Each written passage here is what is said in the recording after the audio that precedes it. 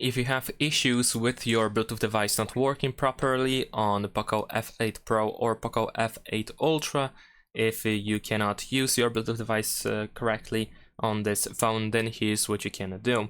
So first of all, we're gonna go to settings and let's just open Bluetooth. The first thing that we can do is simply turn off Bluetooth and turn it back on. In addition to that, you might still try to reconnect immediately after that to your Bluetooth device if it's powered on, of course. But what you can also do is just simply turn off your Bluetooth device and turn it back on. And sometimes these simple steps can be helpful and they might solve some issues, of course. Now, if that didn't help, what you can also do is you can just go to the settings of your Bluetooth device and just unpair the device completely. In addition to that, we're gonna turn off a Bluetooth feature on the phone and turn off Bluetooth device as well. Then we're gonna turn Bluetooth back on and turn our Bluetooth device back on. Of course, if possible, put the Bluetooth device into the pairing mode. If it's not possible, just make sure that your Bluetooth device is not connected to anything else. And then over here on this list of available devices, you should be able to find your Bluetooth device. You can also tap on refresh, of course, in order to try to pair the device again.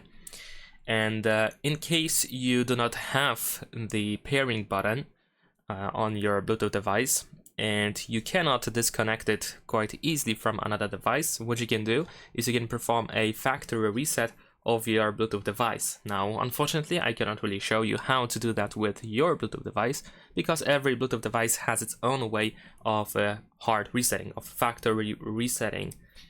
But once you do that, of course, you might want to unpair the device completely and then try to pair again. Over here in additional settings, I don't think there's anything that could be causing some issues. Maybe you can make sure that pair compatible devices is enabled, although I'm pretty sure this should not cause any issues as I said.